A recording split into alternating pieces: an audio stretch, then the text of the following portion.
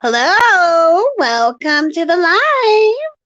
I'm sure you read the title already, so you already know what we're going to be talking about. We're going to be going over each episode of the new Netflix series Q Force, and we're gonna dissect each episode, see you know if it's good, if it's bad, is it what the trailers made it look like? Basically, stuff like that. So, just a refresher before we jump in. Oh, and this should go without saying spoilers ahead for those who do not wish to hear any spoilers. This is your cue to leave now. I'm going to give you 5 seconds. I'm going to count down from 5 to 1, and that'll be your cue to leave if you do not want to be spoiled. So, spoilers coming in 5, 4, 3, 2, and 1. Okay. Now that we got that out the way, let's jump right in. For a quick refresher for those who don't remember what Q Force is, it is a Netflix animated series that was recently released. It initially, a while back, had its first trailer shown off for the show, and let's just say the trailers, we all remember, it didn't exactly paint the show in the best light, and it kind of made the show, for lack of a better term, a stereotypical mess. That's what the trailers made it look like. It made it look like the characters and the story and the themes were going to be stereotypes everywhere. Now, let's go into the first episode, and you're going to see exactly why it is the opposite of that.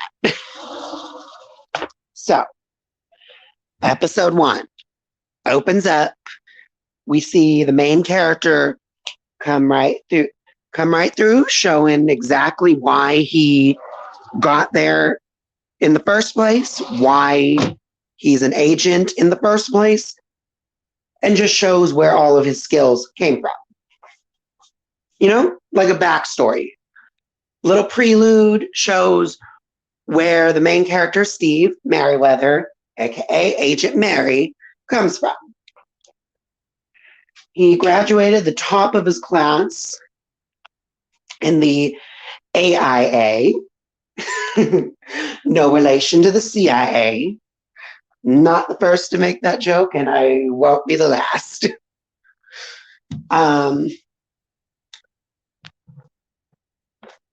What's it called?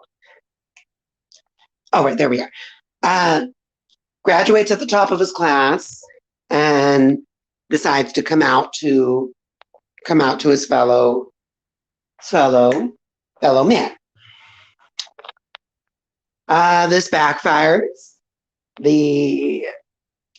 This instead causes him to be relocated to West Hollywood, where he built up his own crew of agents. And, well, this is where we meet the rest of the cast. So, context, 10 years have passed by, and they've yet to get a single case. They've been stuck 10 years, just practicing and honing up their skills and doing all that stuff, and meanwhile, no case. So, not great for them. But let's go into the characters themselves. Let's jump into Stat, since she seems to be, at the moment, everyone's favorite. And it's not hard to see why not.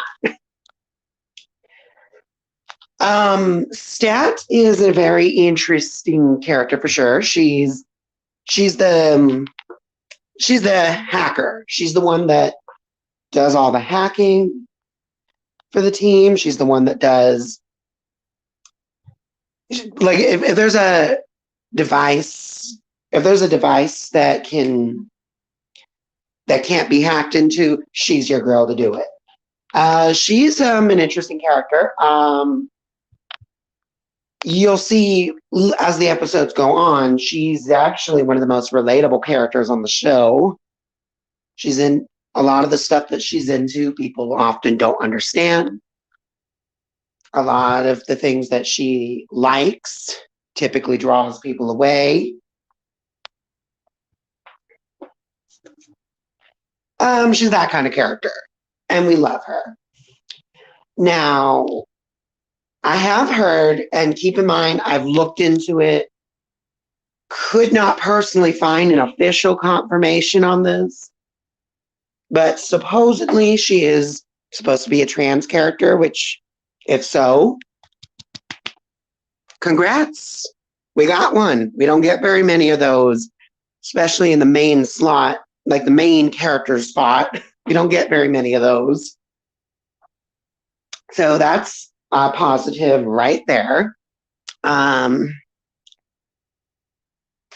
If that is true, though, because unfortunately, I tried looking it up, couldn't find any official confirmation, but the voice actress is trans. And if she is, good. If she's not, still a good character. Moving on, next up, we have probably the most stereotypical character on the show and the one that got everybody to immediately cry wolf. We have Twink. Twink is a very interesting character. In the trailers, he probably got it the worst. He is a bit stereotypical. That's not an inaccuracy. But believe it or not, when you actually watch the show, that's not all of who he is. It's mainly just he's a gay guy who happens to be a feminine gay guy who is extremely good at impressions. Very good with, what's it called? Disguises, because that's his main thing. He disguises himself and is able to replicate anybody. He's done that multiple times throughout the whole series, and it was interesting. I liked a lot of the looks that came with it. Some of the disguises were a little lazy, but then there's a few disguises where I'm like, oh, that's really good. But he's good. Like, he is good. Is he that way? Yes. But again, that's just a part of his character. He's also a bit of a ditz. He's very slow, doesn't pick up on things very much, seems to be not the brightest bulb, not the sharpest tool in the shed. Like, he's not very bright. But that's not necessarily a bad thing either, and it doesn't prevent him from being useless. In fact, he's actually quite useful on the show. He's, helpful to the team, just like everybody else. He gets stuff done, just like everybody else. He's good,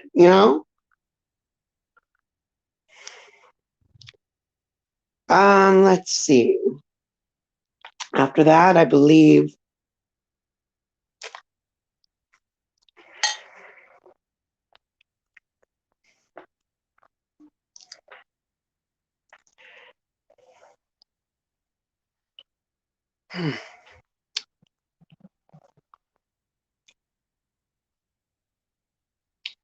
after that, we have Deb. Deb is honestly, in my opinion, the best character on the show. Just personal opinion, love her character arc. She's an amazing character. Amazing character. So we see her introduced. She is the team's mechanic. And she's actually quite much like the rest of them. She's actually quite good at what she does. She made a car be able to fly with just air conditioners. Props to you, girl. We love you. Her relationship with her wife is adorable. Her relationship she has with the team is also really cute and sweet too. I love the motherly side she has. I love the nurturing she has, the nurturing side that she has to the team as well. But she's also not scared to be stern when she needs to be. I like that. And she has a few stereotypes here and there, but to be honest, they're like a very, very, very small part of her character to the point where it's not even noticeable half the time. And you know what? That's okay. We love her. Deb is an icon. Then we have V, who is probably one of the other characters I really liked in the series.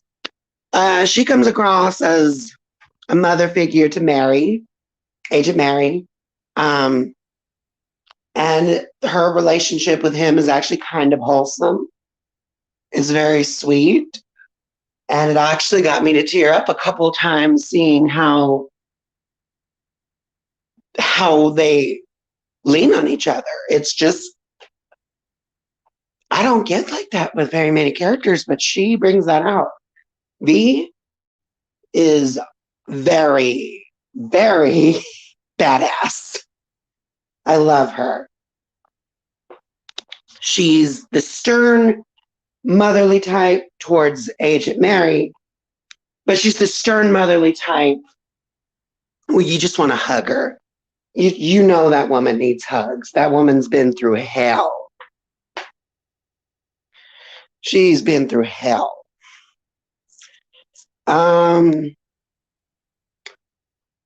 Then we have Agent Buck. He's okay. I didn't really like him in the first half of the season. He's okay. I kind of started warming up to him towards the second half of the season because he was starting to open up, starting to soften up, and it was nice to see. But for me, I didn't grow too attached to him because for me, his development did not happen for me until later in the season, like way too late in the season. So maybe season 2, they can fix that up. But yeah, otherwise he's okay. Dick Chunley is the next character. I don't really know how else to describe him other than just look at what his first name is. He's a good villain, but I don't like his character. And that's what we're meant to feel about his character. We're not meant to like his character.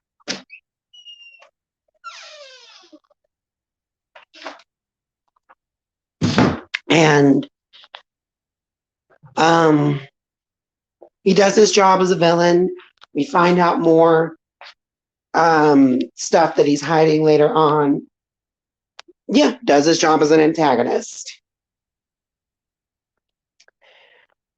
Then we have Mila, the princess of Genovia. A very interesting character. When you first see her, she comes across like, the stereotypical Valley girl who's like obsessed with gays. And then when you actually get to know more about her later on down the line, you realize she's not as ditzy and dumb as she looks. I'm not going to say much. You know what? I'll say it because I already said a spoiler warning earlier. She ends up being a twist villain later on in the season. And the way it is done, some people might like it, some people might not. Personally, me, I didn't have a problem with how it was done because I literally did not see it coming. I was like, oh, okay. Like even upon watching it a second time, I didn't really see it coming either, even though I knew it was going to come when I watched it the second time. Let's see. Benji is kind of cute as a character. I'm not going to lie. I like his relationship. Hey, hello, Dragonfire. Nice to see you. Um, Benji is a character I liked on the show. He was cute. He was sweet. It was nice to see representation like that on the show. It was good. It was good to see him. When he got angry, he was justifiably angry. When he was happy, he was justifiably happy. Like he's a cute, sweet, wholesome character. And Benji is good. Benji is baby. So let's see. Now, I'm not going to sit here and lie and pretend that this show is 10 out of 10, flawless, perfect. Like, no show is going to be that way. You're going to find some shows, no matter what you watch, even if it's a die-hard favorite of yours, there's always going to be flaws. So I'm going to go into the flaws on what I personally felt were like, ooh, probably shouldn't have done that. Because to be honest, I, for the most part, enjoyed my entirety of watching all 10 episodes. I enjoyed the entirety of the show from the first season, but I am going to be lying if I say there's no flaws to this show. So yes, I will say there are some flaws in here that are like, ooh, yeah. So let's start with the first one. The first flaw that I have is, and this isn't even so much a I hate this kind of flaw. This is more so I acknowledge this. I notice that this is something that not everyone's going to be fine with. But I will say one of the flaws I did notice in the show were some of the jokes. The humor, for the most part, was good on the show, in my personal opinion. But if you disagree, that is absolutely fine because humor is subjective. We're not all going to like the same stuff, and that's perfectly acceptable. For me, I did enjoy the humor in this show, but I'm not going to lie. There's some of the jokes landed, some of them crashed and burned, some of them were okay, some of them were diehard, real funny stuff. So the jokes were hit or miss. Sometimes they would hit home runs. Sometimes they would strike out. Sometimes they would, I'm saying baseball terms, by the way. So anybody who knows what ball four means, yay, congrats, baseball. But like some of the jokes landed, some of them didn't, some of them were okay, and some of them were like, why was that even made? It's like that. So it is a flaw, but it's not anything that's going to really tank my rating too much of the show. Another flaw, I will say, there are at times, I'm not going to sit here and lie, at times, there are points in this show where certain things I'm trying to figure out how to word this properly. There are points in the show that don't make sense. I'm going to word it like that. There are things in this show that don't make 100% sense.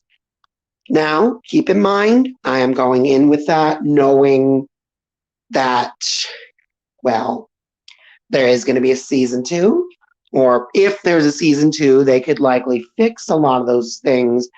But as it stands, and just judging season 1 by itself, because that's literally all we have of the show, I'm not going to lie, there are some things on the show that don't make too much sense. I wish they explored some characters more than they explored others. And I just wish there was more to certain things. Like, I feel in some cases, some things were solved a little too easily. Some cases, it felt like there was no challenge in some cases. Um, with that being said, it wasn't anything that would like throw me away from the show. Um, Another flaw that I have is, again, we don't know 100% confirmed that Stat is, trans. But putting that aside, your whole team, and this is saying this, even though I love the main characters, it is a flaw. You are called Q Force. Q for queer, queer force. And of the team, you have two gay guys, a lesbian, and possible trans girl, but we don't know what her sexuality is or gender identity is. We don't know. But you have them, and then you have your resident straight guy on the team, but you're still missing bisexual people. You're still missing non-binary people. Like, you're called queer force. Embrace it all. Add more diversity with that. That's what I would want them to do going into season 2. Because I feel this is going to, because I'm seeing a lot of people review it online. A lot more people are more accepting of it, loving of it. So I do feel it will get a season 2.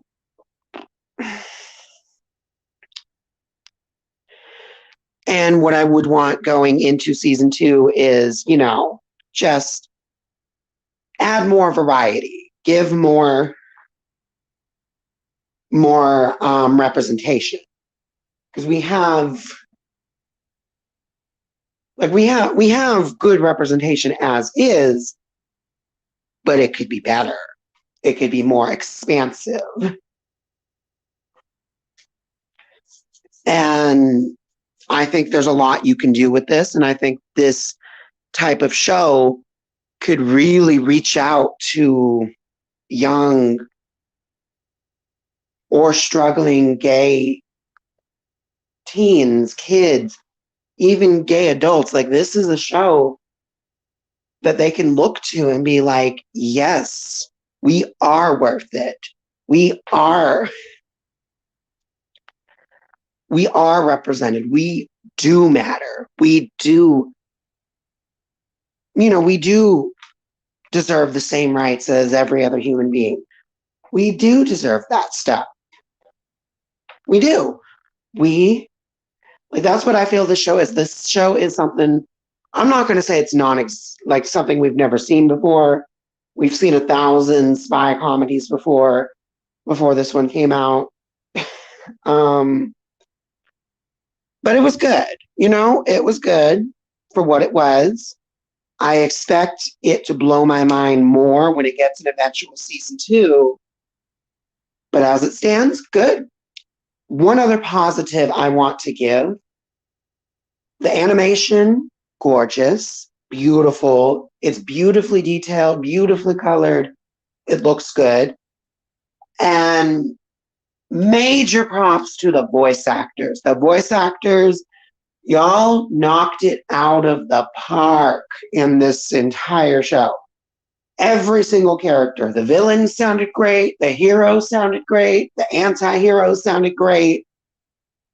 They were great. Like, the voice acting, no critiques at all. For me personally, I think it's good, top of the line voice acting. With special shout out to Wanda Sykes as Deb. I think Wanda, amazing. Like, just good. You sold it, girl. So overall, if I were to give this a ranking out of 10, I would rank Q-Force, as it stands right now, an 8 out of 10. Wonderful show, good for what it is. And I love the fact that it is, you see the title of the video? The answer is no, it's not as bad as you think. The trailers were clearly edited in the worst way possible. I mean, so many of those scenes that I did see in the final show that were shown in the trailer were taken completely out of context and would make no sense without said context.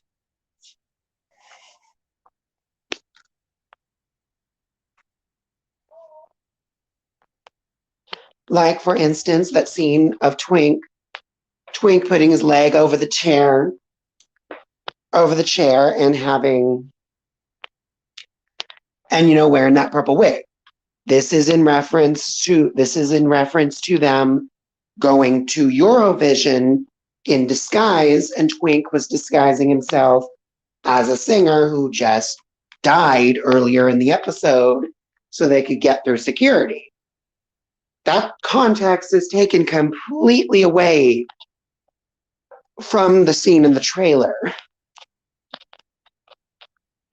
There's another scene in the trailer There's another scene in the trailer where you see Twink in a Jessica Rabbit style outfit.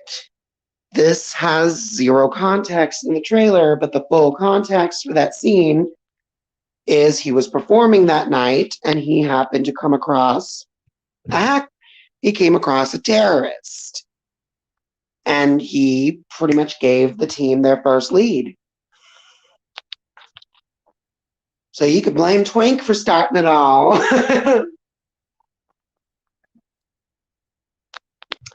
So with that being said, good show. A lot of things were taken out of context in the trailers. The show is a lot better than the trailers tried to make it look. Good show. Please, I strongly recommend watch this show. Watch at least the first 10 episodes before you give your final verdict. I know it's not going to be for everybody. I don't expect it to be for everybody. I don't expect people to like it. I don't expect people to adore it. If people end up hating it even after watching all 10 episodes, then they're entitled to feel that way. It's factual. Like, if you still hate it afterwards, you still want it to crash and burn, that is your opinion. That is perfectly fine. But give it a shot at least, because the trailers did it no justice whatsoever. So do it. Give it a shot. You might like what you watch. So this has been this series overview. Thank you for joining, for those who did join. This is Kunimitsu signing out. Thank you, and bye-bye.